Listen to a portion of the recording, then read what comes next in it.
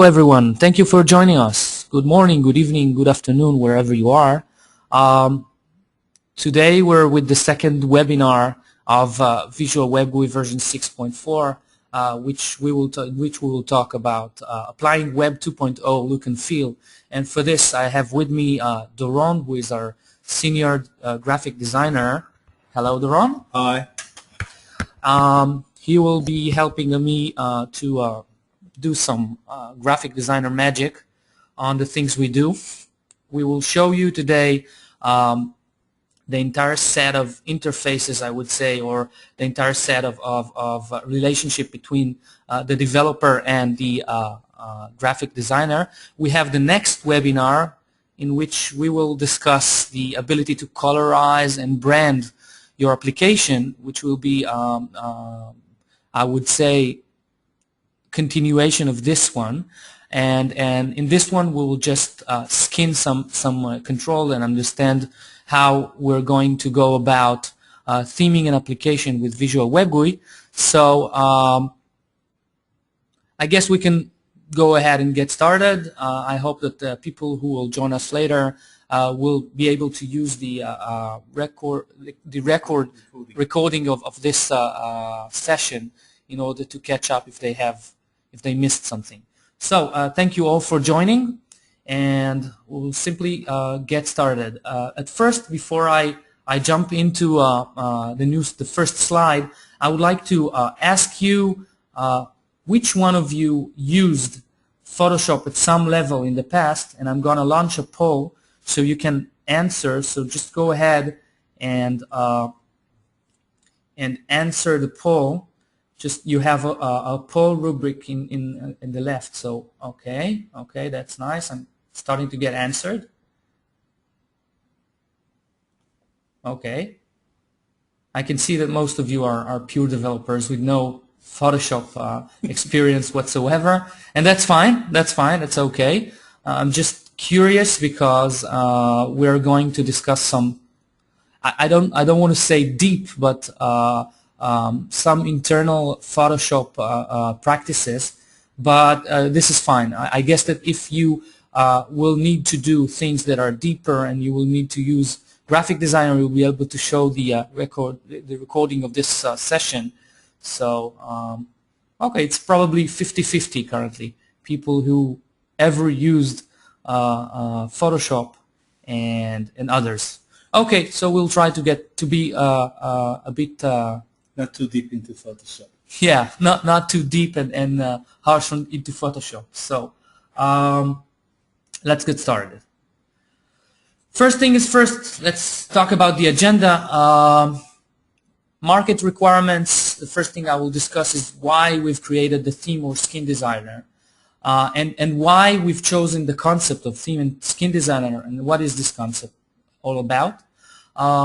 Theme and skin designer overview will get into, will be the first demo. I will go into the details of the theme and skin designer, and we'll differentiate between the two.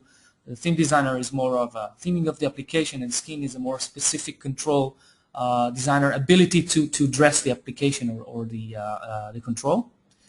And then the most important demo, I would say, that will I can assume take the most of the presentation time is the demo to actually start at a point that we have something that is not themed or not skinned, and then our graphic designer will take the material into Photoshop. We'll do some magic within Photoshop. We'll discuss some concepts of how we go about do those things and graphically design those controls. And then at the end, the developer, which will be represented today by me, will go ahead and apply those things into Visual Web GUI, and then apply some other styles and properties provided by the graphic designer. And at the end, as always, we'll summarize and have time for questions. And time for questions. I can see already that still seeing quick poll. Yeah. Okay. 1 second.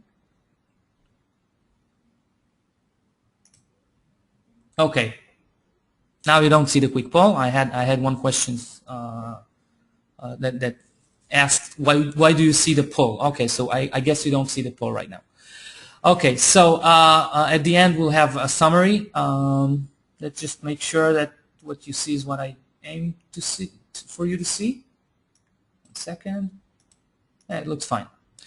Okay, let's go ahead and understand the market requirements which led us to creating the theme designer. Actually, people want to keep developing using the great tool Visual Web GUI.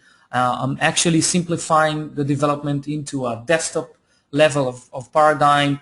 I would say an evolution of VB6 into WinForms, and then the evolution for web. But the most important thing, have the simplicity of development, and still reach out to the richest UIs and be able to customize the UIs and be able to show very eye-catching Web 2.0 look and feels.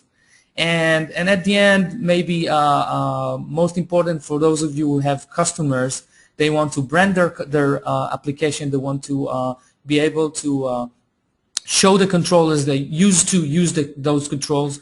And so you have, with the theme designer that we've created, you have the ability to answer this need. And one more important thing is that the concept should be able to let you guys create your theme once and then drag it into many projects and use it many times. So you create once, you use it in many cases, and then it becomes something that you can progressively, I would say, improve and still have many applications using the same one. So those were the market requirements, and that's it for slides actually. And the entire presentation today will be a bunch of demos, where the first demo is actually some introduction of or overview of the theme designer, in which I'm going to show you. Okay, let's go ahead and open. Our application today will be this one. It's a pretty, I would say, a simple application, but you will soon discover that it will contain the design elements that are the most complex ones, I would say, the niners and stuff like that. So just for us to know better what I'm talking about when I say theme designer, I create a new theme by adding a new theme. We already know that, and that is the case. I'm not going to create new one because I have theme 1, but creating a new theme is just selecting new Visual Web GUI theme from the item selector here, and I'm not going to create a new theme. And just by viewing the designer, you can use either the icon or right-click View Designer. You can go ahead and open the theme designer. So this is the theme designer. You have the tree of objects that the highest level is called theme, because that's the entire theme object, I would say, of the application, of the entire theme object, and you can actually drag it to several applications, but that's the object. And underneath it you can see the common resources that we use in common controls and common other resources that I will talk about in a few seconds, and controls, the specific controls that we use. Within the theme designers, we have we don't have just designer tasks, and that is still at first phase, that we don't have a tool for designer and a tool for developer, and we're going to separate it in the future, and I'm going to elaborate on this one later on the presentation. And now when I speak about other tasks that I can do, for example, I can go ahead and customize the button scripts, or any scripts, any type of script. I would say the most script loaded page would be the common, in which you have the common scripting of the entire application. I would say the client side of Visual Web GUI unique pipeline. So other things I can do here is customizing the XSLTs. For example, I go to button, we have the button XSLT. You can go ahead and override it and then open it and create your own template, and that's an advanced task. In most of the cases you won't have to do that because you will be able to customize the buttons and or any control to a very far level, so you will not have to mess with that. But it's possible and it's there, and with the Silverlight presentation error, who's currently absent, I would say, Visual Web GUI 6.4 does not still support the Silverlight templates, but they're here. You can customize the XAMLs, and when we'll have, by the time we'll have a complete support, you will be able to open it in Expression Blend. So you have several things here, but today we're going to concentrate and focus on the designer tasks, the things that will make your application style differently, I would say. So this is the theme designer, and the difference between a theme and a scheme is very simple. A theme is the entire dressing of the application, I would say, the entire suit that dresses the entire application, and a scheme is a single control theme. Or so, for example, I'll just go to add new item and add new custom control, and when I do this task, I get a scheme component, I would say. It's not a control. And when I build this component, I can go ahead and open it in Skin Designer, and here you can see we don't have the tree of objects because we're concentrated on a single object. We have the entire set of resources, client resources, that are representing this control at the client. And within each resource, I would say, that's the same designer that we have here for each control, and when we create a new custom control, it will obviously appear here. But let's say the button is our control, we can actually go ahead and override any type of resource, and at the right side hand of the screen you can see the properties that are now disabled since this is not overridden. But if you override this by clicking override, you have it, first you have a copy of it here, and then you can control this thing. So this can be non-browser but Silverlight, or agnostic for both. It can be in terms of presentation engine specifically for Internet Explorer, WebKit, and Mozilla, or each one of them, or agnostic for both, for all of them actually. And presentation role, let's leave it for a second. One other thing you have here is the ability to control the level of I would say, compiler actions that Visual Web GUI does when it compiles this client resource. And so Visual Web GUI is able to remove the comments, to make it a thinner resource, to remove white spaces, and to apply obscuring, which makes it actually quite thinner in terms of weight. But there are conditions where doing this obscuring and performing those kinds of tasks on top of the resources that we add are not that recommended, because they have the ability to change the logic when the resource is not fully formatted, I would say, in a way that we expect it to be. So let's delete this resource, because I don't need to override currently the button.js, and we're concentrating today and focusing today on designer tasks.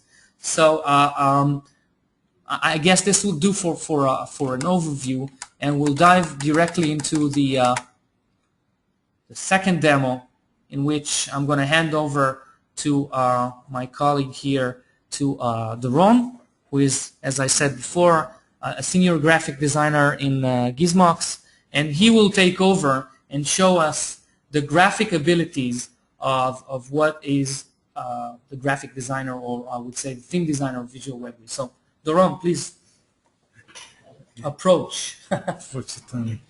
You move them. That's it. Okay. Most of the stuff I'll be showing you will be in Photoshop, I guess.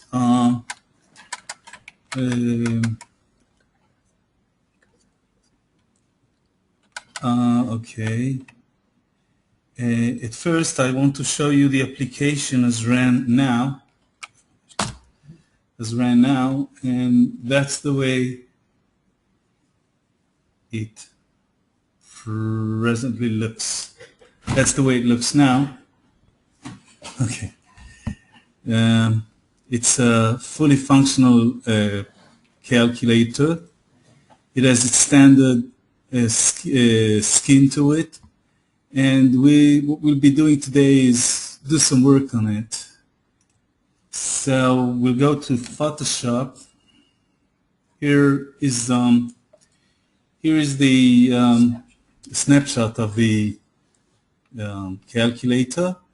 I'll be adding it a different background, and the way it should look at the end is very much like what you are presently seeing now, which is more, well, sort of design kind of a thing. This will be done.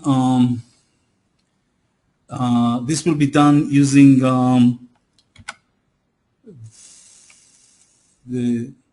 just a sec. Being slow.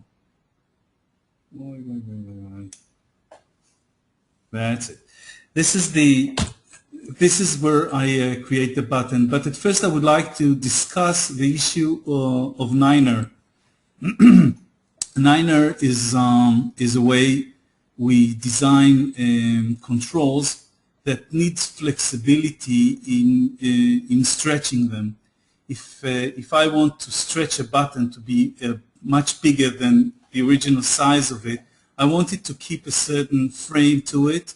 I want its corners to be fixed. I want the inside of it, this area here, to stay in the same looks that it has on the original size. And I want the sides of it, the top and the bottom, the top of the bottom, I want them to stretch sideways, and the sides I want to be able to stretch vertically without changing their nature. This is why we're using a Niner. This is what we use a Niner for. We could also use a Trier. A Trier would be the same thing, except for it doesn't have the ability to stretch vertically. Usually we would use it for things that only need to be stretched horizontally. Stuff like toolbar and other controls that need this quality. In the application, we can see that the Niner is composed of quite a lot of images, as you can see here. I'll be going into the logic of the way these things are made and named in a while, but there are two different ways of designing them. One way is designing them from here, which means if I double click on, say, any control here, if I double click on it, it opens in Photoshop, and I can see it, process it, and send it back where it came from, and it will right away be working. It will be right away be working, and this way I can really change the looks of the control without changing its sizes. We'll be doing a bit different today. We'll be actually replacing most of these images by other images, which is very, very convenient if you want to make a drastic change of looks to the application that you design. I want to show you what is the final look that I want to give the design. I showed it already. That's the final look I want to do. I need to change all the buttons look. I need to apply a background to it, and this I'll be changing the looks of the buttons. The background, I'll only handle the image to Itzik here, so he can replace it. And the text, the fonts changing color, size, and type, Itzik will be doing as well, because this requires working in areas that designers don't usually go to. Let's go into the button, and I'll show you here how it's practiced. Photoshop has the ability to slice images by size and name very comfortably. You can very easily export stuff from Photoshop. This setup that you can see now is the setup used to export files to the web, which is very similar to what it is we're doing here now. You can apply names to the images. This, for instance, is, as you can see, it's a normal, the background is normal. When I export it, this little square here will be exported as a GIF named bottom left top normal. Just a few words about the naming convention. I have here a file that has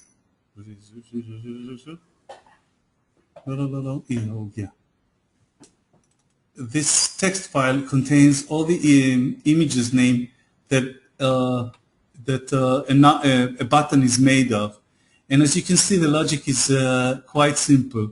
First, we name the control, which is button. You can see it's across the board. You can see all the images related to button have the word button at the beginning. Then there is the side. If it's left, then it appears first. Then there is the if there is a vertical name to it, it will be after the side, and then the state. So the way I arrange the names of the images here is by states. It's very comfortable. You'll be able to download this file if you need it for any purpose. You'll be able to download this file from our site after the webinar today, and you can see that the names for each control for each state are exactly the same. These are all the same names except for the last part of it, which states the state, which is normal, hover, focus, pressed, and disabled.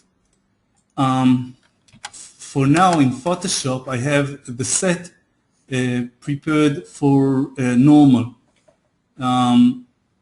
When I export it, all the 9 images are, according to the image that's showing now, are on normal state. When I switch it later to, say, hover, okay, then all I need to do is once Control C, the word hover from here,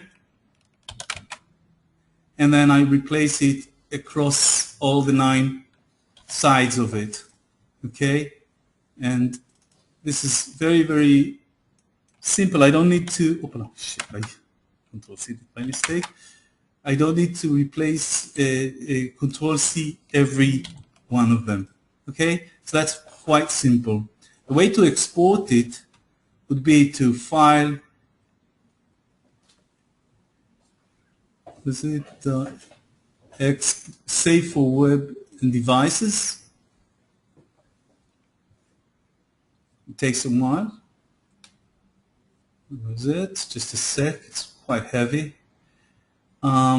This is what you get. You go Control 0 and you get a full view of it. You select it all and you go Save. Opala, sorry. Before you go Save, you have to select it as GIF, yes. Then you export it as GIFs, and automatically, just a second, automatically I put it into directory called Slices, and there is, it just exports it all into the directory. In this case, it exported it here. By the nature of things, not all the slices are named. These slices are not named, and therefore they're getting these generic names, and I delete them, and then I pre-made all, by this system, I pre-made all the required 45, it's like 9 different images times 5 different states, comes up to 45, am I right? Yeah. It's 45, still is. And then what I need to do is I go to the application and I just drag and drop it in there. It takes a few seconds, but like a magic,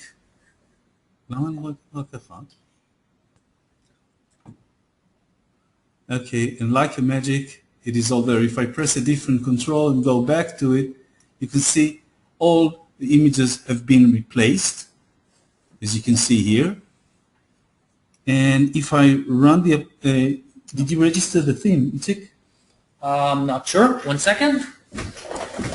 One thing we have to make sure is that this theme is registered, and so the task of registering it is pretty simple actually. Not for developers probably. Yeah, so it's registered, but let's say it wasn't registered, so we just have to, since it's within the same assembly, all we have to do is just open this window and select the theme, and here it is selected right here. And so we have it registered, and that's it.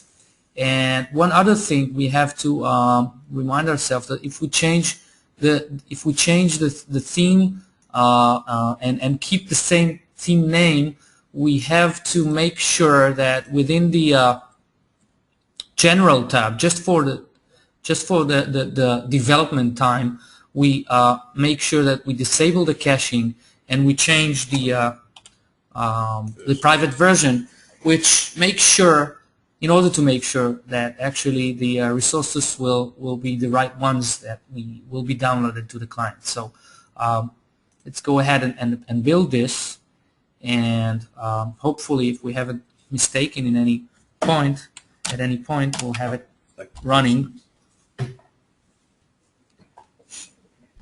Okay. So okay, that's fine, but it's still pretty ugly, but we're in the right direction.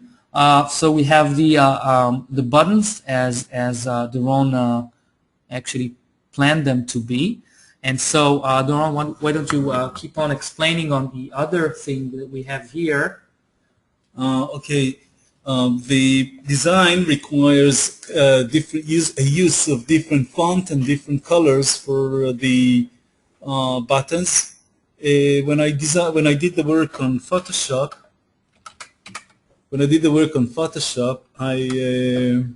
just a sec, it has something slow about it. Just a sec. When I did the design, you can clearly see. You can clearly see that each button has each type of button has a different color to it, a different type to it, and in order to reach this looks, we need to get the values of the type as designed here, and apply the background to it, and basically, I guess that's it. So Itzik, will you kindly refer to the Word document I created and apply all these and the background image? Yeah, sure. Okay, so we have the text box, font, and four color. So just start with the four color, already prepared for me at the right format. So what I have to do is go back to the form designer, in which I can see the actual buttons, and then I'll say text buttons were probably those ones. No, it's the text box. It's the text box what you picked up, I think. Oh, yeah. Check it out. Yeah, check it out a second. Just a second here. Okay, Yes, text box. You're right. You're right. Sorry for that. Okay, so I'll go over here and let's go to four color, which is currently what it is. It's black. That's black. So what I have to do here is currently use the converter and apply this four color. In addition, all of the texts are actually Arial 11 pixels, I remember correctly. 11 pixels bold. Yeah, 11 pixels bold. So I'll go to bold. I'll go ahead and choose Arial. Oh, Adobe Arial, and 11 pixels. Okay, so now I can go ahead and select those buttons, which were named text buttons, and then I'm going to go ahead and change the color to that. For color, of course. Now I don't need to select it, just have to paste it here, and again change the font to Arial again. I think you could copy paste it as well. Yeah, I can copy. Once done with this, you can pick it up and put it in the Word document. Yeah, you're right. This line, you're right. Since it's all the same. I'll probably do that. Let's go ahead and put it bold and 11 pixels. Now copy this line. Okay, so now I can go ahead and copy this and select all the rest. No, not all of the rest though. All of those should be 11 pixels. No. Oh yeah, that's right. Sorry. Okay, 1 second. That's font. Here I am, and so one other thing. What was it? The colors. Okay, special buttons. Those are all black. So let's go ahead and say special. Those are black. I guess these are black by now. Yeah, those are desktop, which is pretty much black. That's pretty Let's black. make sure that it's plain black, and then that's the same. Yeah, that's black. And then we have the function buttons, which were named by you as calcular buttons. Yeah. Okay. You could Control C, Control V if you wanted. No, sure I could, but just want the Arial to. Oh, I don't need it. Just the and digit, the digits, which are yeah.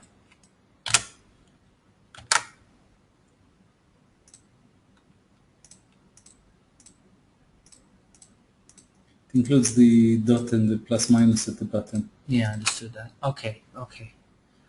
So I'll go ahead and change the for color, which is not here. Where is it? Button. Yeah, here it is. Okay. For color. Control V. Just. Okay. Here I go. So are we done? No. No. We need to. One other thing we should not remember. We should not forget is that we have the background image, which we should use here in order to where it is. Where is it? It's in the. You can see the name of it in the Word document, and it's. I think I already put it. Do you have it here? So we can. Okay, that's the background itself. Layer comps on top. Yeah, layer comps, background. Okay, that's the image that I want. It's, as you can see, it's transparent at the sides of it, at the I would say the corners, and okay, so I'm gonna pick this GIF to cover the background of the form. I put it in resources images. Yeah, okay, so it's already here, but we could we could drag it from somewhere else, as you know. So I can go ahead and pick this thing again, have this shown, and pick my image from the images. That's the form background, I guess. And that's it. So we have the designer. It's pretty much, I would say, except for the button skin, which is not designable at the moment, we see the entire design and the entire look and feel that we can see at the designer. And now, hopefully, when I build this, Let us close off. okay. Click control. Okay.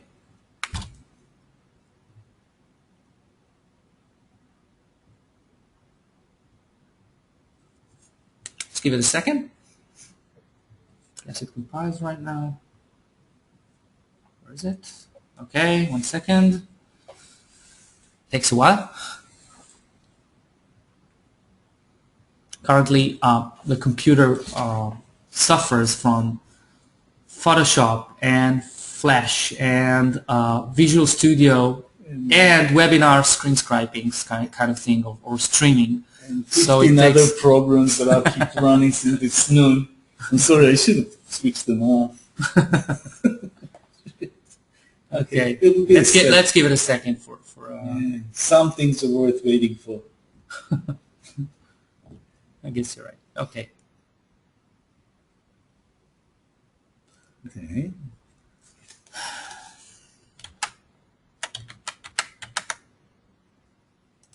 Okay, let's close this. We didn't close it before. That's the point. No, I guess not. It's not Hold on. just it. Let's give it a second anyway.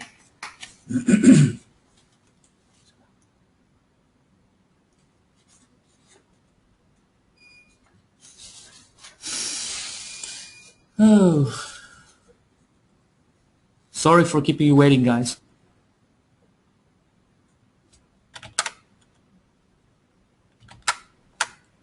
Turn off this Photoshop if you want. Do we need Photoshop right now? No, we don't. No, we don't. You switch it So, off. well, let's just switch it off. I hope this Same will do. there. Same there. Okay. Let's get rid of that. And nothing happens. Wait a second.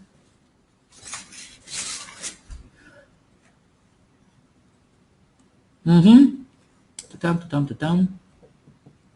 Bum, bum, bum, bum, bum, bum, bum, bum.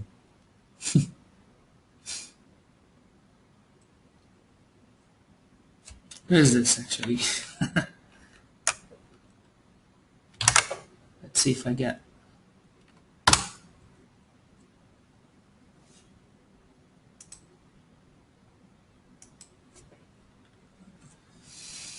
Okay, I guess Visual Studio kind of stuck, so I'm gonna close it. I'm gonna open another one. Okay, let's just wait for a second. It says it's going to respond. Let's give it another try.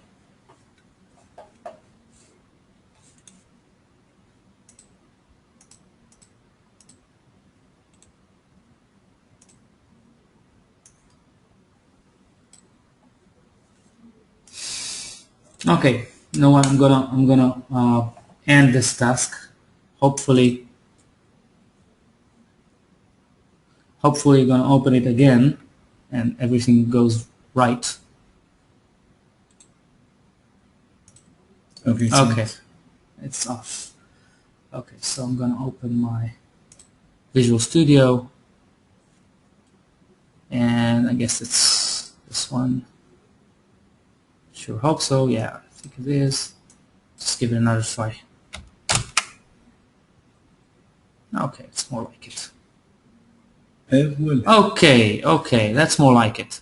So we have this calculator, and probably Doron is very angry now because the form here actually ruins the entire look and feel of the calculator and brings another border to it. So what I'm going to do is I'm going to close this. I don't know where it comes from, and I'm going to very simply I'm going to go ahead and set the form to be a non-bordered form, and then that's really voila, I guess.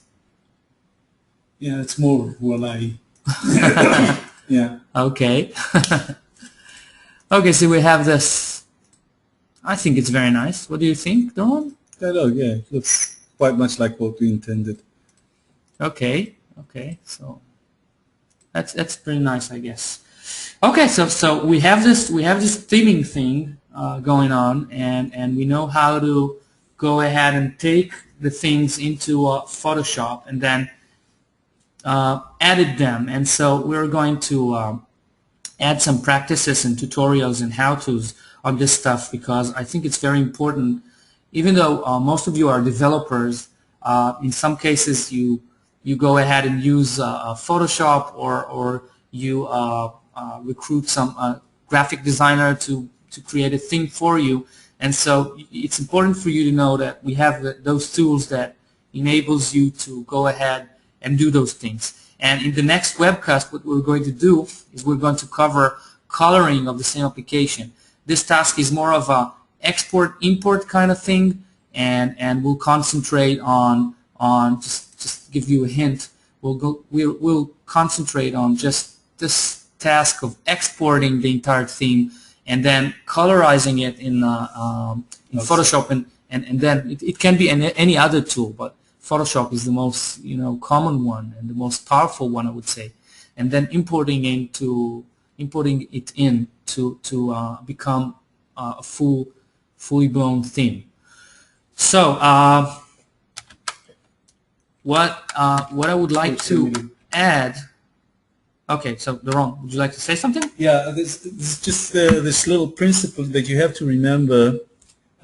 Photoshop doesn't always make sure it happens, but you have to really make sure that all the images that are used for the same area are on the same size. All the 5 images for each area have to be on the same size. If they're not on the same size, you might get very upsetting results like gaps and wrongly scaling, and just try to make sure, this is an emphasis for performance, try to make sure all the images for each area are the same size. You can make the niner frame not even in size, which means you can make the top corner very big and the top right corner, for instance, very, very big, and the bottom left corner on a different size. But you have to make sure that everything works smoothly together. It's very, very important. You can create shapes that are not necessarily square by nature. You can make amorphic shapes. You can make lots of things out of it. But you have to make sure of these very simple rules, that every image for the same area is the same size of its brothers and sisters. This is important to remember. Okay, thank you, Doron, for this emphasis. So we went through the second demo of skinning control, and then applied the other styling within Visual Web with Form Designer, and now I would like to actually, it was kind of a short one, but I guess you will have some questions, so I'll leave time for questions. And now I would like to conclude this session that I think is very important, and a very important powerful feature in 6.4, the ability to skin controls and create themes with Visual Web with 6.4 is actually, it provides several things. I would say it's the first stage or the first level of separation between the designer and developer work. And what I mean by that is we see a very clear roadmap in which we'll have a separate tool for graphic designers, which is not Visual Studio and will not require Visual Studio license or anything. So will have his own license. It might have his own license, but that's not currently what I'm talking about. And then the ability to actually have the graphic designer, kind of like an expression blend, open the same project and be able to see a few things actually. One is the form designer, without having the ability to add controls to it, but just to differently lay out the controls and have controls of only the, I would say, styling stuff. And just to emphasize this, I will go through here and then click on a button here. It's if you move the background image, it kind of... okay, and so I can move the background. I'm not going to move anything. I'm just... And then at the right bottom side hand of the screen, I can see the property grid here, in which I see a mixture of both styling properties and programmatic related properties. For example, data source and stuff like that are not the business of a designer. So I won't have them in a designer tool, which is I would say filtered into something that only the designer sees. So the auto size is probably something we'll have to think about, but for sure the button style is something that the graphic designer will have, and the ability to anchor and dock and play with the layout is something that those things will be probably left for the designer. Click once is a more applicative, programmatic, I would say, a feature of a button. So this will probably not be on a designer view. I can see a question here. Just a second. I'll just okay. In a second, I'll refer to questions. I prefer to answer questions at the end of this session. So I'll answer any question. I assure you. Okay, so we'll have this shrinked view in which on the right upper hand of the screen, what you see is a list of the project files and properties and stuff like that. You will probably see only the forms and the user controls without the ability to enter to code and to change code. And you will be able to browse, as a graphic designer, you will be able to browse between the various forms and user controls of the application and style it.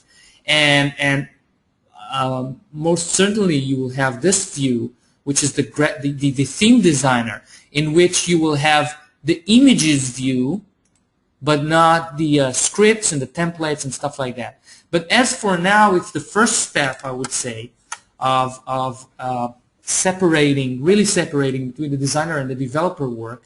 It's not a pure separation yet, but we will work to make it better and separate it completely. But for sure, the infrastructure that we laid there is enough for us to go ahead and then do the rest of the work and separate completely. The next ability that we have with the theme designer is the ability, as you've seen right now, is to scheme flexible controls. And what I mean by that is that by changing the rendering methodology, I would say, of the controls in 6.4, we kind of laid the infrastructure to be able to do all the work with the niners, which are very flexible forms of controls that can be reshaped, I would say, resized to any size that you want, but still have the same design that you planned it to be. And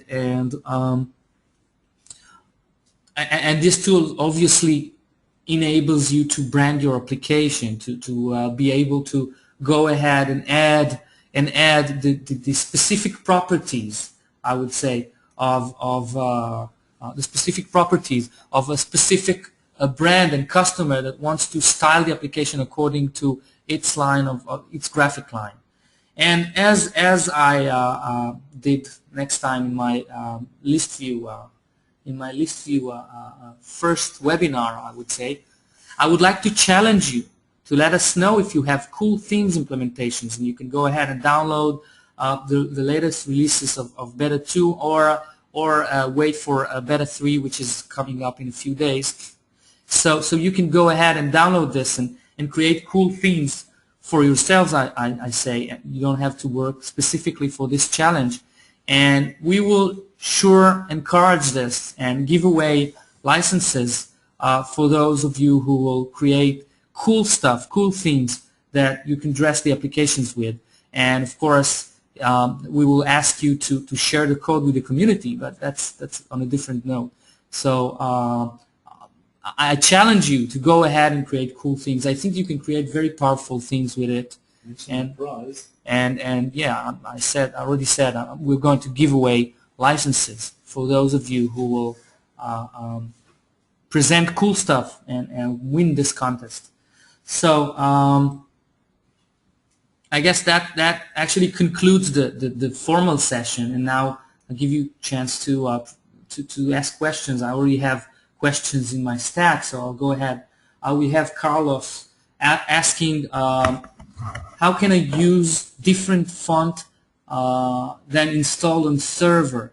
I tested using SAP monospace font, but when I public it on the server font, the font doesn't appear. So yeah, Visual Web GUI runs on the server if this font is not on the server or doesn't have the ability to show on the client browser, then you have a problem. But that is something that is inherently within this type of web application. So you will have to have the font installed on the server and the ability to view the font within the browser.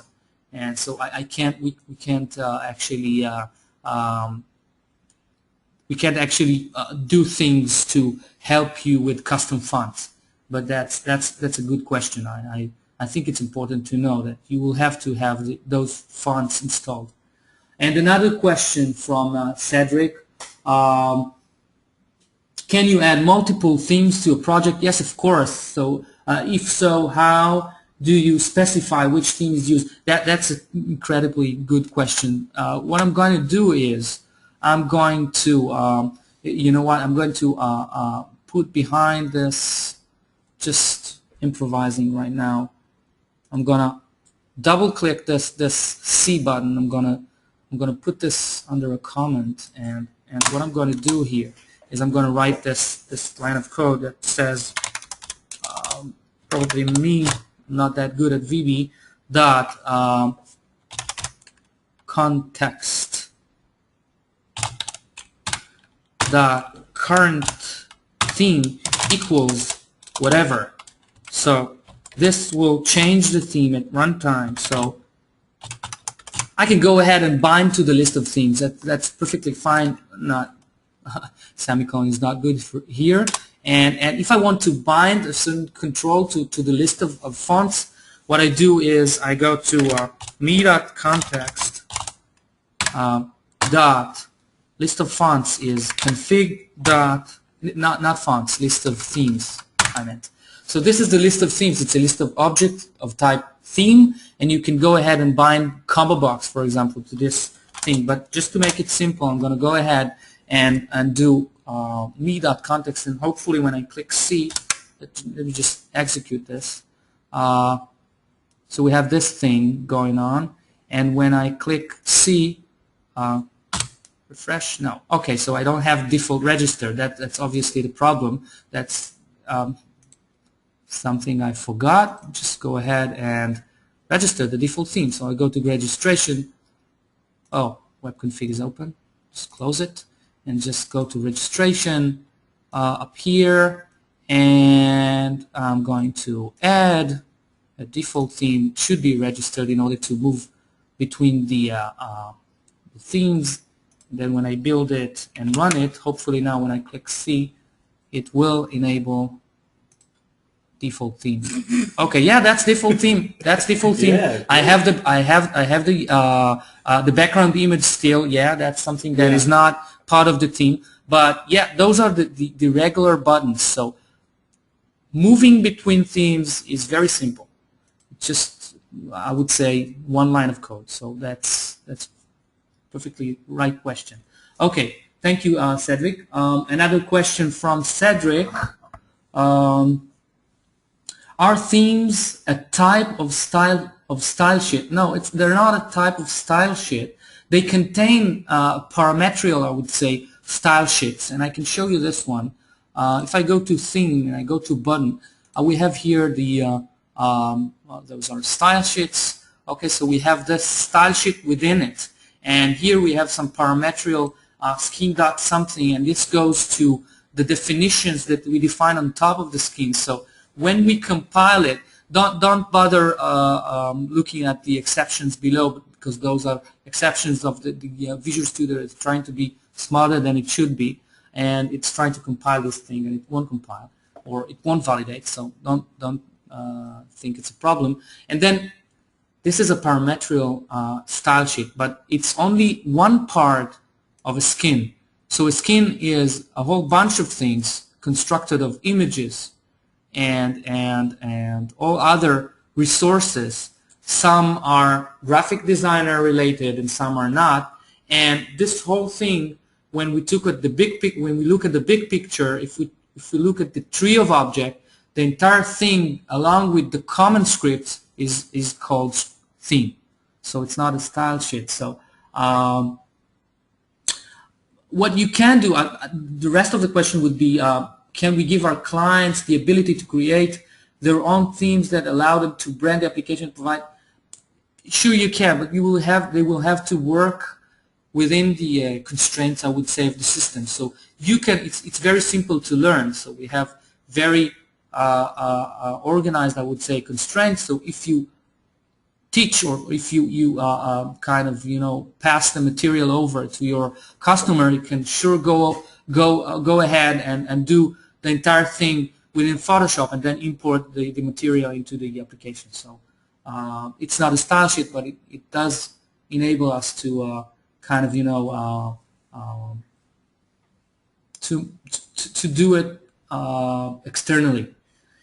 If you have another of Carlos questions, if I have a necessity to use JavaScript functions, which is the best and simple way to do this? Okay, so JavaScript functions are most probably would like to add to, if those are general scripting, so we'll probably add it to one of the commons or add one of our commons, and then we'll call it from any control that we want to call it from. And or we can create a client invocation, which is not the subject today, so I won't focus on that. But you can go ahead and override any of those. For example, here I'm overriding it, and then add using the same. It must be at the same format that we do here. First it's the name of the file, and then underscore and kind of Hungarian notation if you want, capital letters at any start of word, and then you can create those functions within the application very easily. So that's the most, I would say, that's the best practice of creating functions. One other question from Tom Jones. Thank you you have many questions and I love it. Tom Jones, can I write a theme, make my own hover behavior that executed on the server and don't cause traffic between the client and the server? Actually, hover is not a classic thing to transfer to the server anyway. So if you want to create a client-side behavior for hover, this will probably be a JavaScript task. So you can go ahead and create JavaScript task for hover, and that's perfectly fine. You will not go to the server, back to the server, as you mentioned here. This is not a good practice, and so I hope this answers your question. If it doesn't, so just go ahead and keep on asking. Another one new question from Alexander. How can I resolve a Z-order issue when adding Flash or Java applet to VWG application? Okay, that's a great one. Okay, so Java applets, they have okay, so with inline windows, that's probably a problem, because inline windows will not cover or will not I would say go over in the Z order on top of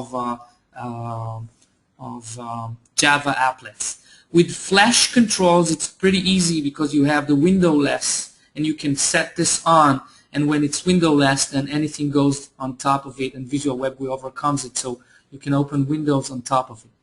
With the Java applet, we have an idea on how to resolve this, and we have a task for next versions to come, which actually we are considering the ability to create a iframe sheen to it. But if you need to do it, and you must have it on inline Windows mode and not Explorer regular dialogues, then you can probably do it by yourself by overriding the XSLT of form.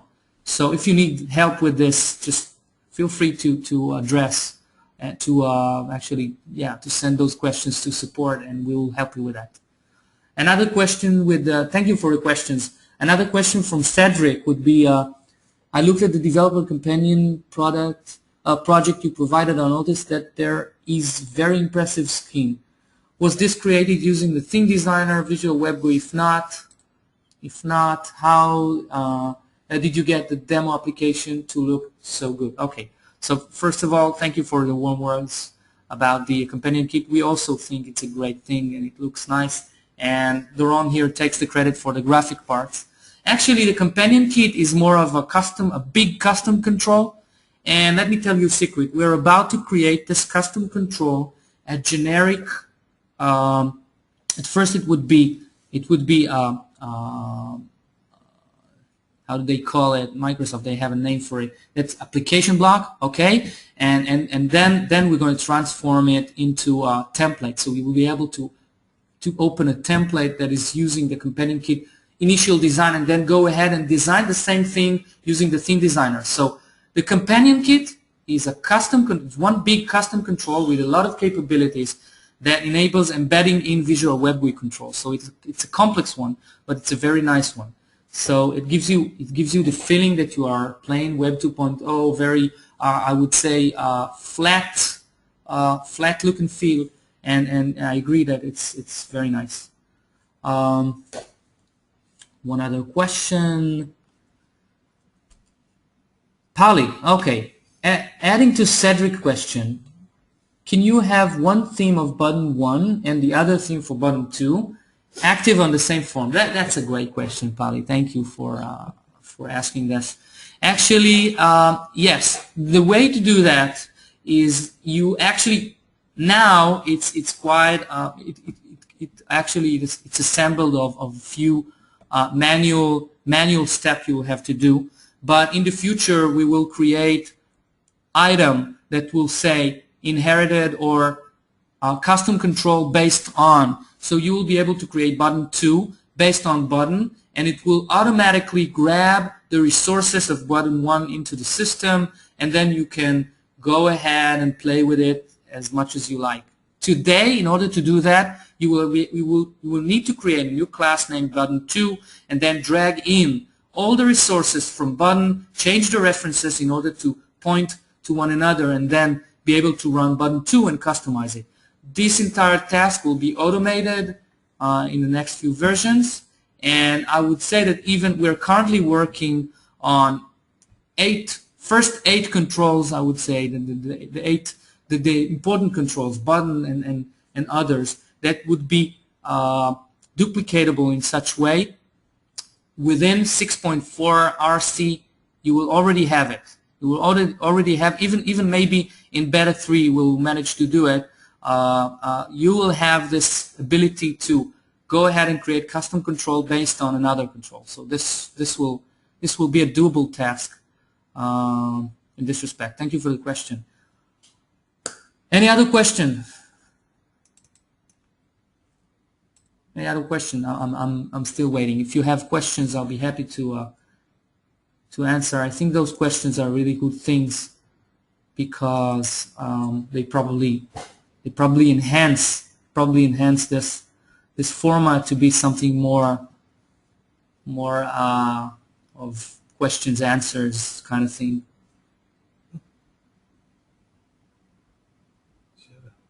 Okay, one other question, Alexander. Thank you for the questions. Any plans for Flash.js VWG bridge? I'm not sure I go down to your question. What do you mean by Flash.js VWG bridge? Probably have a blackout here. What do you mean by that? Flash, JavaScript, VWG. Okay. Yeah, I know JS is JavaScript, but still, can you elaborate? What is the? Okay, let's start. Let's start over. What is the task that you would like to achieve with this bridge theme? Just provide an example so I'll be able to answer this.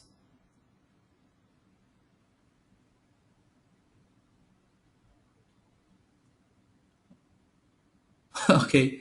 Having button 1 active theme equals theme 1, and then button 2 active theme 2 on the same form. Oh, I see what you mean. That's probably okay. Sorry, that's not Alexander. Okay, we have another question. I'll be waiting for Alexander's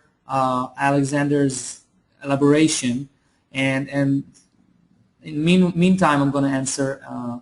Pally. Yeah, I know you're muted, but because you're many and I'm just one, I can't allow myself to have you talking right now. So excuse me for that, and I'll do my best to answer all the questions. So no, we don't have actually the ability to say which current theme at the control level, and the way to do that is to create two buttons within the same theme, and not create two themes and use them together at the same current state. So this will not be the way to do it, and we are actually progressing in a way that we'll be able to create 2, 3, 8 buttons that look differently for the same theme. So okay, I see the muties would joke. Okay, Alexander. Okay, let's see. So I can communicate between Flash and VWG, e.g. I see. Okay, so many Flash controls can be already utilized within Visual Web GUI. The way to do it is most of the Flash controls consume either streaming, so you don't have to involve even Visual Web GUI with it, and the others, they consume XML things and string and JSON things, and you can take over their response request and provide those things to it. And we have some examples. For example, in the catalog sample, we have some dynamic graphs in there that show Flash integrability. So you can go ahead and take a look within the catalog sample. There is some manual work there. There is not a seamless bridge that you right-click and say, okay, I want to bridge this, because it's each case is different. Each Flash consumes other set of different type of data. So we will not be able to create some very generic tool to wrap or to communicate between Visual Web GUI and Flash. But just remember that Visual Web GUI is based on ASP.NET on the server side and plain JavaScript on the client side. So whatever you can do with ASP.NET in the bonding this type of Flash and JavaScript and stuff like that, controls on the client side, you can do with Visual Web GUI. So okay, so let's go ahead. Okay, well, okay, so Cedric. Okay, I almost missed that. How can I use Visual Web GUI to create pages that look more like developer's companion project? Oh, that actually already answered, but I will tackle it from another direction. Yeah, the companion kit looks like a page rather than a form, and that's what's so great about it. It still maintains the development environment of Visual Web GUI and the easiness of creating interaction with the user, and still being able to create Web 2.0 application. And that is why we see the companion kit as the first implementation of this type of Visual Web GUI application. So when we'll have this template, or even starting from the application block phase, you will be able to open this application block and drag in your controls and create custom control, not custom control, sorry, it's user controls to be hosted within this thing, and then you have this page within this. So actually what we did is we've created this custom control that behaves more like a page than a form. So you have the entire set of capabilities of Visual Web GUI, and then still have the look and feel of Web 2.0, and that's a direction that we chose to emphasize. And the first implementation is the companion kit, but soon, I can't tell you exactly when, but not long time after, not too much after we release 6.4, we're going to give you guys the ability to develop based on this template. So I hope this answers this question, and you could go ahead and see what we did with the companion kit and try to mimic it right now, but I guess it will be a more complex tasks as it's currently targeted to serve the companion kit and not a generic task. So this would be probably a very nice task to do. Okay, let's go ahead and answer other questions. Dynamic graphs, Alexander. That what I need, correct. I may need to pop up and inline window based on event from inside Flash. Okay, this is doable. From inside Flash, you can communicate with JavaScript to Visual Web GUI engine. Let us help you. It's not a complex task, but you should get to know better Visual Web GUI APIs, and we're working to expose that to everyone. But currently, let us help you. We can help you raise an event from Flash and create actually Visual Web GUI event on the server side that will open an inline window on the client side. And if you use the windowless property of a Flash object, then you will be able to control the Z order and see the dialog on top of it.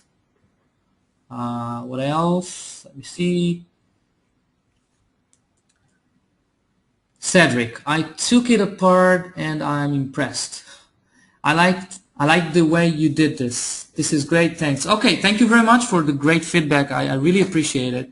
You can say not nice things as well, and I accept it and move it forward, and we will do our best to improve.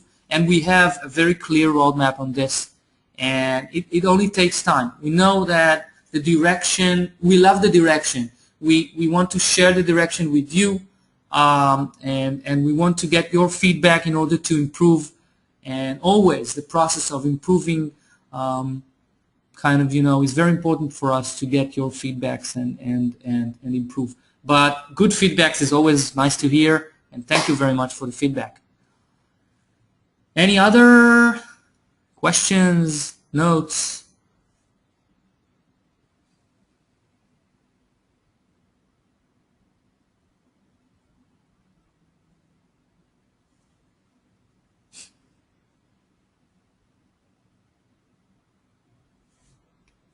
Just raise anything. I'm waiting. It's okay if you don't have questions. That's perfectly fine as well. You had questions, and I appreciate it.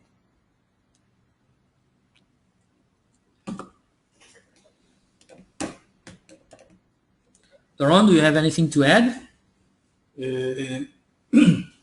I guess, yeah, I just got to realize on this webinar today, on the preparation for this webinar today, that there are lots of things that that still need to be added that we didn't put in the past two tutorials and might not show the next webinar. And I guess in the future, in the coming future, I will be adding some articles with samples.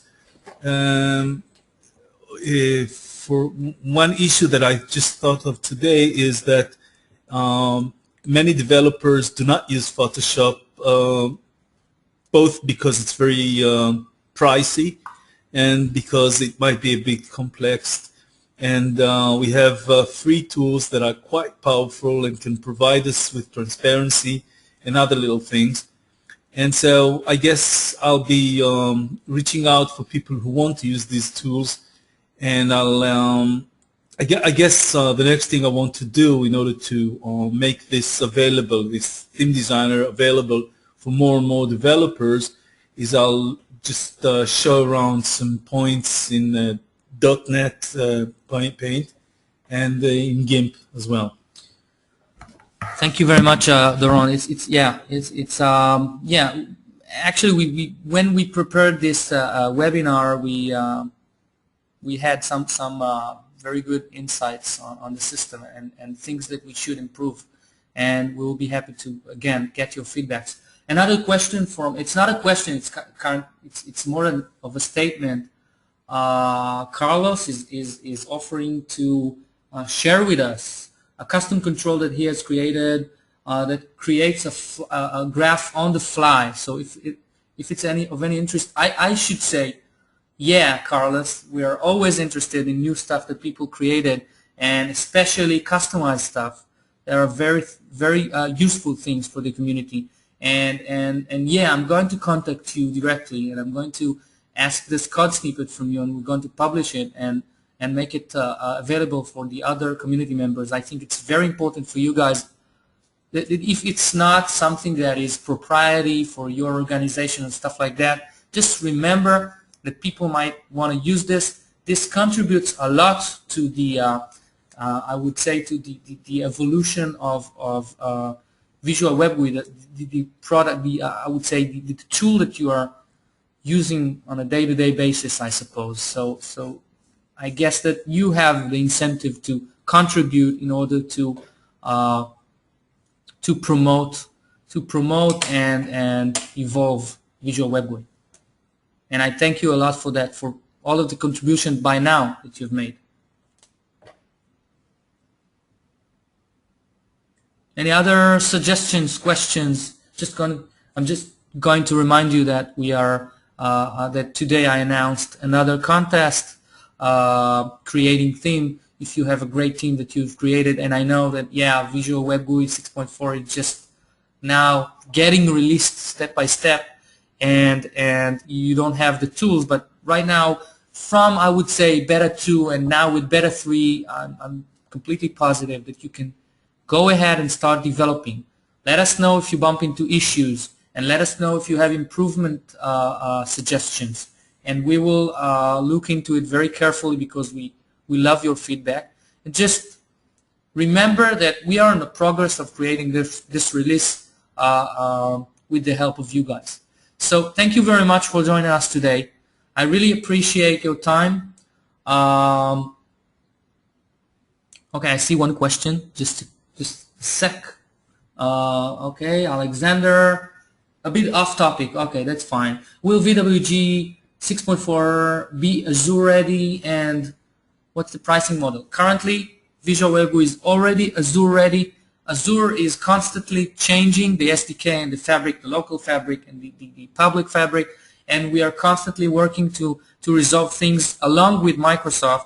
Currently, the latest issue would be something that they use with the measuring of string using system drawing directory or assembly. So we are resolving issues, and yes, 6.4 will be Azure ready, and you will be able to create a cloud.